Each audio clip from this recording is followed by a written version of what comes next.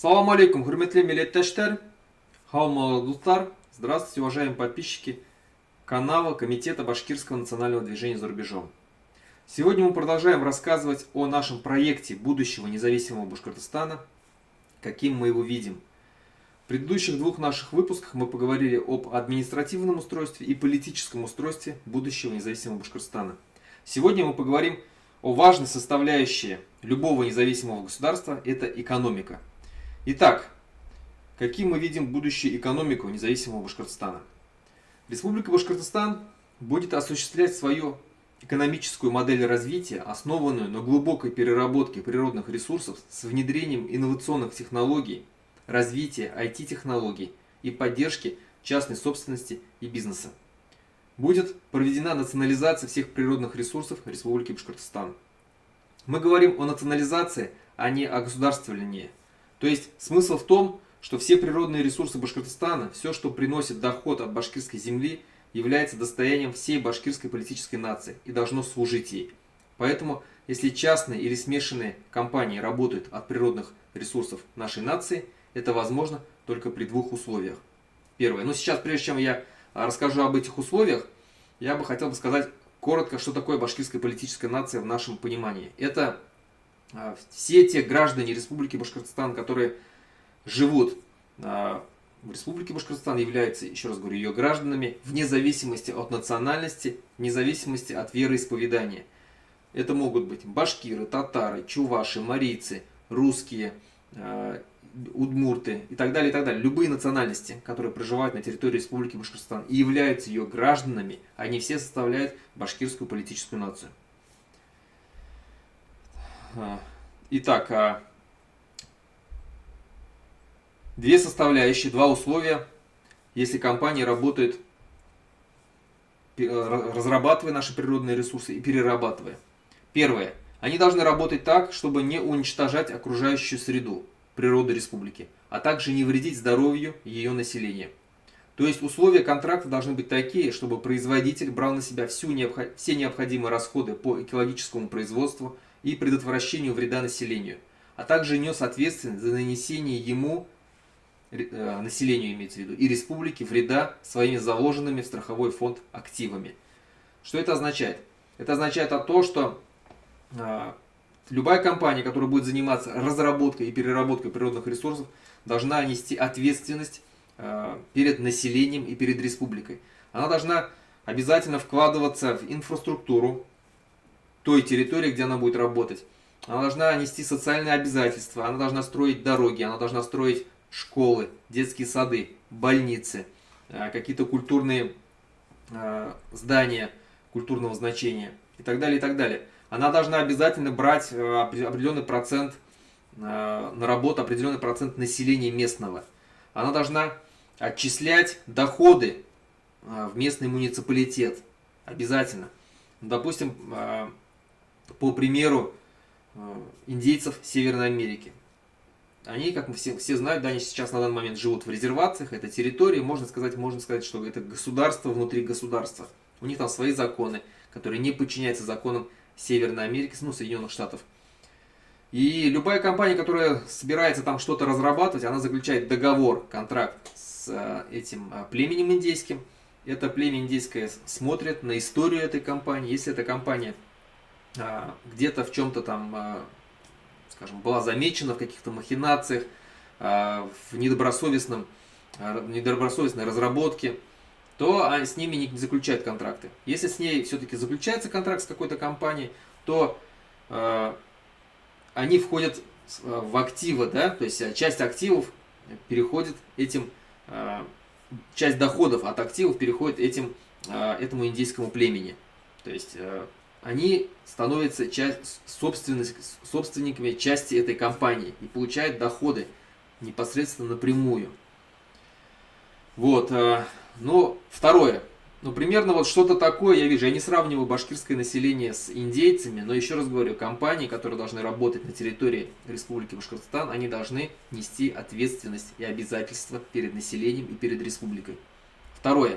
Доходы от использования ресурсов должны получать не только вся нация в целом, но и каждый ее член. То есть должны отчисляться достаточные средства в твердой валюте в национальный фонд, из которого ежемесячно или ежегодно каждому гражданину республики будет выплачиваться его фиксированная рента. Это позволит нам восстановить в новой форме вотчинное право не только в политическом, но и экономическом смысле. Что это означает? Это означает, вот тоже по примеру возьмем Аляски, Соединенных Штатов. Там местное население ежегодно получает определенный процент с добычи природных ресурсов, которые производятся на территории Аляски. Где-то там выходит на каждого, по последний год, по-моему, выходило там $3500 каждому человеку. Просто так, только за то, что его природные ресурсы разрабатываются. Есть определенный фонд, туда отчисляются деньги, с этого фонда потом выплачивается каждому жителю. Мы точно так же собираемся это сделать в Республике Башкортостан. Каждый житель Республики Башкортостан, вне зависимости от национальности, вне зависимости от вероисповедания, будут получать определенный доход ежегодно, скорее всего, ежемесячно, наверное, навряд ли, но потому что ежемесячно там это будет очень маленькая сумма, она будет незаметная. А вот ежегодно, когда вам просто так упадет около там, $3000, да, допустим, условно, но перевести на рубли около 300 тысяч рублей, просто так в конце года, да, бонусом. Это отличная будет поддержка для населения. Дальше. После того, как Республика Башкортостан станет независимым государством, будет создана комиссия, которая займется пересмотром отношений республики с собственниками предприятий, в том числе расследованием обстоятельств приобретения ими собственности. Если приватизация предприятий произошли мошенническим путем, то данные предприятия будут возвращены в собственность республики. В дальнейшем произойдет честная приватизация с продажей части пакета акций и сохранением контрольного пакета акций в собственности республики. Что это означает? Это означает, что многие, наверное, знают, что сегодня все крупнейшие предприятия Республики Башкортостан так или иначе не принадлежат самой республике. Они уже давным-давно были проданы, перепроданы мошенническими различными путями. Мы знаем, что это Башнефть у нас ушла из республики. Раньше республика владела полностью 100% пакетом акций практически. Сегодня она владеет всего лишь 25%. Основным пакетом акций владеет Роснефть или Сечин, Игорь Сечин, который является другом Путина. То же самое у нас когда-то компания, крупнейший нефтехимический комплекс в городе Салават, Салават-Нефтеоргсинтез. Это крупнейший, я знаю, завод по нефтехимической переработке в Европе. Так вот, он сегодня принадлежит Газпрому, и там Салават практически перестал получать какие-либо доходы от этого предприятия. То же самое сода, то же самое завод сода, то же самое с нашими природными заводами УГМК, там Бурибаевский ГОК, Учелинский ГОК и так далее. Все это уже не принадлежит нам. То же самое, как и УМПО. То есть крупнейшие наши предприятия не принадлежат нашей республике и не приносят тот доход, который они должны приносить были бы. И поэтому все эти предприятия, которые были уведены у республики мошенническим путем, мы все пересмотрим еще раз, как это все это происходило. И если это действительно подтвердится, что это происходило мошенническим путем, преступным путем, то мы вернем все эти предприятия в собственность Республики Башкортостан. В дальнейшем будет честная приватизация, но контрольный пакет акций у стратегических предприятий республики останется в собственности Республики Башкортостан. Дальше. Большой упор власти республики будут делать на развитие туризма, используя богатую природу Башкортостана. Также Республика Башкортостан, используя свое географическое положение, будет использовать его как транспортный коридор между государствами, которые создадутся за Уралом, и европейскими государствами, а также государствами Центральной Азии. Но по поводу туризма, наверное, все знают, что наша Республика Башкортостан называется второй Швейцарией или жемчужиной Урала.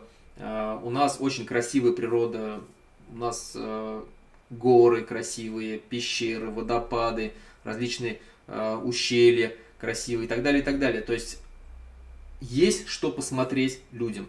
Это также надо отметить, что вот эти Уральские горы, а у нас самые живописные места именно в Уральских горах, если брать Южный Урал, Центральный Урал и Северный Урал, у нас самые красивые места. Так вот, наши Уральские горы, если брать в округе 2000 километров, других больше гор нету. Самые ближайшие, получается, восточнее это Алтайские горы и еще там дальше, ну какие там, Кавказ только, да. То есть ближайшие 2000 километров гор нету, поэтому люди будут приезжать. У нас горнолыжные курорты можно строить отличные. У нас, если развивать хорошо, грамотно туризм с привлечением профессионалов, прокладывать инфраструктуру, там хорошие дороги, строить хорошие гостиницы с хорошим персоналом, с обслуживающим, люди поедут. Люди поедут. К тому же у нас не просто красивая природа, да, то есть, а у нас этническое очень разнообразие. У нас башкирская культура, которая сочетает в себе вот это вот элементы восточной культуры, азиатской культуры, кочевнической культуры. И это все будет интересно людям. Люди будут ехать с Европы, люди будут ехать там с Азии, люди будут ехать с Соединенных Штатов Америки, чтобы посмотреть на эту красивую природу, посмотреть на культуру башкирскую, как живут кочевники, попробовать наш кумыс и так далее. Это экзотический туризм, который будет привлекать миллионы туристов и будет оставлять миллионы долларов в нашей республике. Дальше. Республика Башкортостан, как я сказал, географическое свое положение будет использовать. Да, у нашей Республики Башкортостан находится на перипетии разных транспортных развязок. Через нее проходят газопроводы, через нее проходят путепроводы, железные дороги. Поэтому, используя вот это наше географическое положение, мы тоже будем на этом зарабатывать. Такой транспортный хаб у нас в Республике Башкортостан можно сделать. Основным приоритетом независимого Башкортостана будет вклад в научное образование молодого поколения башкортостанцев. Будут заключены соглашения с самыми развитыми государствами мира, куда будут отправляться на учебу за счет республики молодые башкортостанцы. Это очень важно, потому что все эти природные ресурсы, когда рано или поздно они заканчиваются. Сегодня есть государства в мире, которые не обладают никакими природными ресурсами, не обладают никакими там, промышленным крупнейшим потенциалом, мощнейшим, там, но они обладают человеческим капиталом. Человеческий капитал в нашем сегодняшнем мире это очень важно. И чем больше у нас будет образованных молодых людей, тем быстрее и сильнее будет развиваться экономика нашей республики. Мы будем отправлять наших молодых башкортостанцев, наших гениев, наших вундеркиндов будем отправлять в лучшие вузы мира, где они будут получать образование, с ними будет заключен контракт, они будут учиться там за счет республики, проживать будут за счет республики, но по окончанию учебы они обязаны будут отработать 4 года, 4, может быть там 5, может быть 7 лет в Республике Башкортостан по своему профилю, по которому они учились. Так мы будем взращивать наши национальные кадры, наши научные кадры и так далее. Еще раз говорю, человеческий капитал это очень важно. И хотел бы сегодня поговорить о межгосударственных отношениях независимого Башкортостана. Но прежде чем перейду к этой теме, еще добавлю по экономике, что когда говорят, что вот Республика Башкортостан, она не сможет выжить без России, я напомню, что Республика Башкортостан это крупнейший в экономическом потенциале республика в сегодняшнем составе Российской Федерации. Хотя на сегодняшний момент мы являемся дотационным регионом. Но чем обладает Республика Башкортостан? Мы занимаем 9-е место по добыче нефти в Российской Федерации. Мы занимаем 1-е место по количеству, то есть по переработке нефти и нефтепродуктов в Российской Федерации. 1-е место. У нас 3 крупнейших нефтеперерабатывающих и нефтехимических заводов в Европе. Наша республика производит автобусы, наша республика производит троллейбусы, наша республика производит вертолеты, авиационные двигатели. У нас свой металлургический комбинат есть, но мы производим единственный в России, который производит пищевую соду. Мы производим больше половины кальцинированной соды и так далее, и так далее. Мы много что производим. Поэтому, еще раз говорю, у нас очень мощный промышленный потенциал, у нас очень хороший агропромышленный комплекс в Республике Башкортостан. Если у нас будет независимость, если мы все доходы нашей Республики Башкортостан будем оставлять у себя и будем вкладывать в свое развитие, мы очень быстро рванем и станем очень богатой республикой, экономически развитой республикой. С нами будут торговать со всем миром, нам есть что предложить миру. Поэтому все у нас будет хорошо. И когда нам говорят, что вот вы загнетесь там, нет, мы не загнемся. У нас есть все для того, чтобы жить независимо, богато. Поэтому, еще раз говорю, Республика Башкортостан это очень будет успешная республика в будущем. Межгосударственное, также я хотел бы затронуть межгосударственные отношения независимого Башкортостана. Коротко, да. Итак, независимый Башкортостан будет заинтересован и стремится к максимально добрососедским, взаимовыгодным и конструктивным отношениям с построссийскими государствами, которые могут возникнуть по соседству с ним и на месте нынешней сегодняшней Российской Федерации. Или с обновленной неимперской, российской или любой иной федерацией или конфедерацией, которая возникнет на ее месте и которая будет признавать независимость Республики Башкортостан. В силу стратегической важности для независимого Башкортостана прямой границы с Казахстаном, вопрос Кувандыкского коридора будет решаться либо с Оренбургской республикой или тем государственным образованием, что возникнет на его месте, либо с соседними республиками, такими как Уральская республика, Татарстан, Казахстан. Это для нас очень важный вопрос Кувандыкского коридора, вопрос выхода на границе с Казахстаном. Мы будем стараться всеми возможными путями, чтобы, конечно, никакими не военными, будем стараться, чтобы эти земли, некогда которые принадлежали Республике Башкортостан и башкирскому народу, и никто, наверное, не будет спорить, да, что сегодняшняя Оренбургская область это территория, где проживали башкиры всегда. Еще буквально 100 лет назад эти территории, на территории республики, Башкирской республики граничила с Казахстаном. В 1925 году только образовалась Оренбургская область. Поэтому нам очень важно вновь, чтобы наши границы с нашими братьями-казахами были совместные. Но об этом я выпущу отдельный выпуск. Поговорим о Кувандыкском коридоре и так далее. Итак, вот я рассказал здесь об экономике. Надеюсь, вам понравится. Пишите в комментариях, будем обсуждать. На этом все. Хау булат, хурматлы милләттәшләр. Осрашаңа тиклем.